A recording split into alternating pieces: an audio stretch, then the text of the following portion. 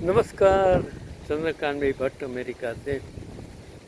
बढ़िया windy atmosphere है, बहुत ठंड है। अगर सर्दी हो जाएगी तो आप जिम्मेदार हैं। चलो छोड़ो ये पक्षियों की आवाज़।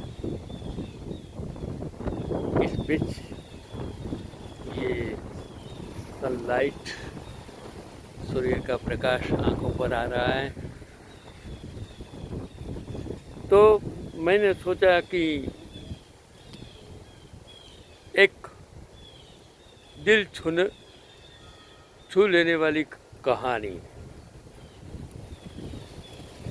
सच बात तो ये है कि ये कहानी मुझे बहुत अच्छी लगी। सच है।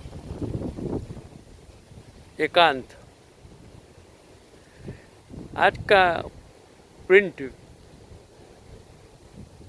विज्ञान पढ़े, मतलब वो एडवर्टाइजमेंट, मात्र 30 लाख में फ्लैट बिकाऊ है। ये सच कहानी है। पोश इलाका रास्ते में मौका का स्थान। तो ये युवक ने विज्ञापन पढ़ा और फ्लैट देखने के लिए पत्नी के साथ पालड़ी इलाके की सोसाइटी में घुस गया। अगर सस्ता है, लोकेशन अच्छी है, तो सभी की जिज्ञासा होगी कि चलो इतना सस्ता है तो ले लो। पूरे समाज, स्थान, लोगों का ध्यानपूर्वक निरीक्षण किया गया। पहुंच भी अच्छी थी, पुरानी और जर्जर सोसाइटी में हवादार फ्लैट। तीसरी मंजिल पर फ्लैट नंबर 303 की घंटी बजी। एक नानी ने फ्लैट का दरवाज़ा खोला और पूरा फ्लैट दिखाया। देखिए, ये कहानी दिलचस्प है। आपका दिमाग सोच भी नहीं सकता है कि कैसे भी लोग दुनिया में जीते हैं, किस तरह जीते हैं। गैलरी, रसोईघर, फर्नीचर, पैसेज सब साफ शीशे की तरह, चोखा, अणिशुद्ध, परिशुद्ध। भीतरी कमरे में एक बुरी आंखों वाली जाइयासी प्रभावशाली महिला व्हील चेयर पर बैठी थी। तो युवक ने कहा, आखिर आप इस फ्लैट को कितना किराए पर, मतलब किस कॉस्ट पे लेना चाहते हैं? वो मालकिन ने कहा, पहले मुझे बात मत करो, मैं अमृता हूँ। मतलब बा मत कहिए, बुड्ढी मत कहिए। कहने का मतलब कि बा मत कहिए कि मैं अमृता हूँ। वो बुढ़िया ने बात बीच में काटते हुए कहा। उसको अच्छा नहीं लगा कि कोई उसे बा कहे। ज़्यादातर लोगों को ऐसा लगता है कि कोई उसे बूढ़ा कहे, बुढ़ी कहे तो पसंद नहीं होता है, क्योंकि वो खुद सोच से, दिमाग से हमेशा युवान ही होते हैं। तो बुढ़िया ने बात बीच में काटते हुए कहा कि दाम तो छपाई में लिखा है, लेकिन 5-25 तो इतना, मतलब आगे पीछे कर सकते हैं। फिर चाय के लिए चिल्लाया, रेखा चाय लाओ, और इस लड़की के लिए वो पकौड़ी, रोस्टरी, चॉकलेट दो। बच्ची थी उसके साथ। चुपचाप बैठो, फिर ये सब होगा। धीरे धीरे बात, काम, फ्लैट का इतिहास, जिंदगी का रहस्य, जवानी के शौक, कुछ पुराने एल्बम तक पहुंच गए। कितनी सारी बातें की, कितना समय बैठे। जब योग का समय हुआ तो योग और उसकी पत्नी 2 बजे उठे। उन्होंने कहा कि जब उन्होंने पीछे मुड़ा, फ्लैट में उतरते ही उसके मन में एक विचार आया कि इतना बढ़िया फ्लैट, अच्छी लोकेशन, सस्ता भी क्यों नहीं बिकता? इतना सस्ता होने के बावजूद बिकता क्यों नहीं है?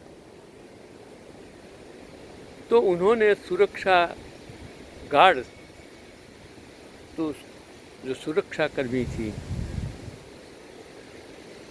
उनको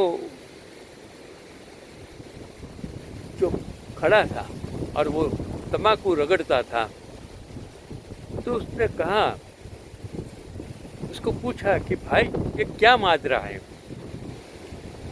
ये माजी टाइम। तो उन्होंने कहा कि भाई साहब ये माजी तो टाइम पास करती है।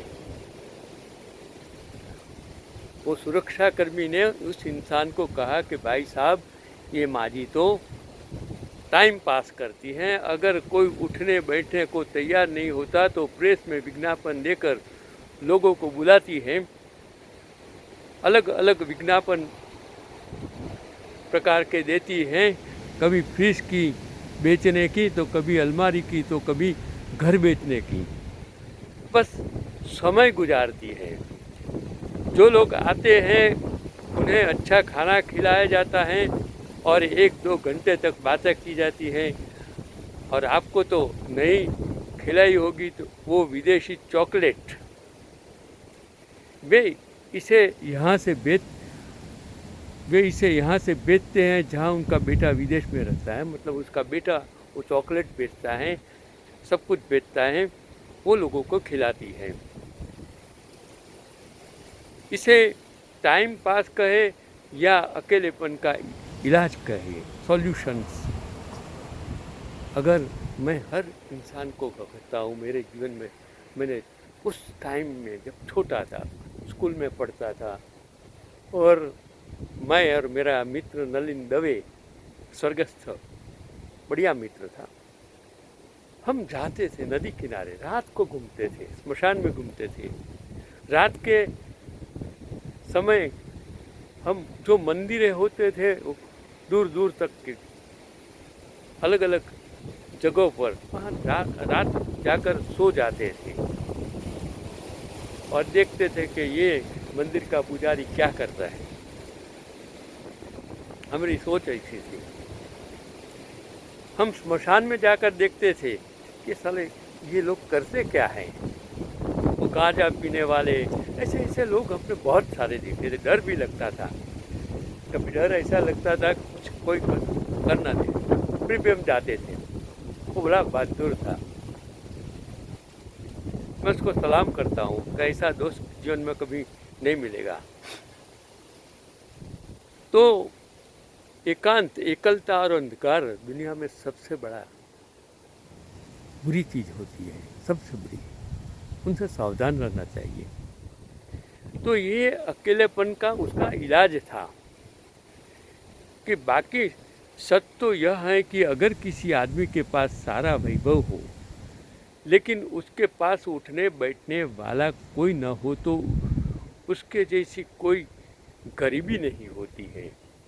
यदि आप जीवन में अंतिम चरण के लिए अच्छे दोस्त रखते हैं तो हो सकता है कि यदि आपका साथी टूट जाए तो दोस्तों से मिलना ही समझदारी होगी।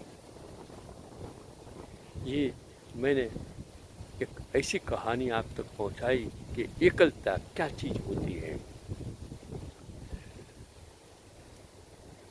अब एक और आगे की कहानी बात करता हूँ कि पितृ पर्वत इंदौर माउंटेन्स मध्य प्रदेश शहर में स्थित हैं, और हमारे मतलब ये जो आर्टिकल्स लिखने वाला कि हमारे यहाँ पितृ तर्पण की अलग अलग परंपराएं और प्रथाएं हैं।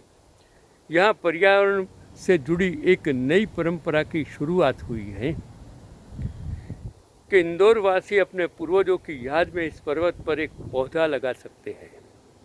आप सोचिए, ये भी देश है जहाँ पेड़ को काटना, अगर आप बिना परमिशन काटेंगे तो पेनल्टी हो जाएगी, दंड हो जाएगा। आपको पेड़ काटना है, इंश्योरेंस लेना पड़ता है ऑफिशियली, मतलब जो काटने वाला होता है वो। प्राणी को मारना भी यहाँ परमिशन लेना है। ये ऐसा देश है। हजारों पेड़ों के बीच में खड़ा हूँ, जंगल ही जंगल है, नदियाँ ही नदियाँ हैं, पर्वत ही पर्वत है। नेचर, सबसे बड़ी चीज़ यहाँ नेचर है। तो ये जो इंदौर नगर निगम सिर्फ 251 रुपये में पौधे उपलब्ध कराएगा और उनकी सावधानीपूर्वक देखभाल भी करेगा।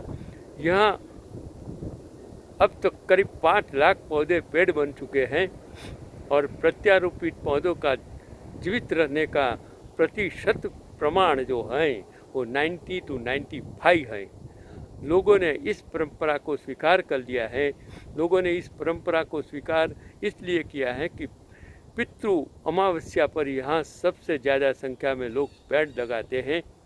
जब छात्र यहाँ पिकनिक मनाने आते हैं तो वो पेड़ भी लगाते हैं। और इंदौर के तत्कालीन महापौर कैलाश विजय वर्गीसी ने कोई अच्छा काम करता है तो मुझे इस नेता का नाम लेने में कुछ तकलीफ नहीं है, कोई पक्ष के साथ में रिलेटेड, लेकिन उन्होंने इस परंपरा की शुरुआत की थी और फिलहाल वह मध्य प्रदेश में कैबिनेट मंत्री हैं। इस पत्थर पर हनुमान जी की विशाल एवं भव्य प्रतिमा विराजमान है, उसका नज़ारा भी देखने लायक है। अगर हम धर्म और अपनी परंपराओं को पर्यावरण से जोड़ दें तो प्रकृति भी बचेगी और हमें इसका सीधा और बड़ा फायदा भी होगा। इंदौर नगर निगम से प्रेरणा लेकर गुजरात के शहरों और नगर पालिकाओं को भी कुछ ऐसा करना चाहिए, ऐसा लिखने वाला है रमेश भाई तन्ना, जो वीडियो अच्छा बनाता है, सबको भेजता है। उसका जो आर्टिकल्स मुझे उन्होंने भेजा था तो मैंने सोचा कि ये भी एक अच्छी परंपरा है जो लोगों को सोचनी चाहिए। धर्म एक चीज़ है लेकिन अंधश्रद्धा दूसरी चीज़ है। लेकिन अगर आप परंपराओं को पर्यावरण से जोड़ देंगे तो आपका पर्यावरण बचेगा, देश बचेगा, ऐसा मेरा मानना है। चंद्रकांत बी भट्ट, अमेरिका से।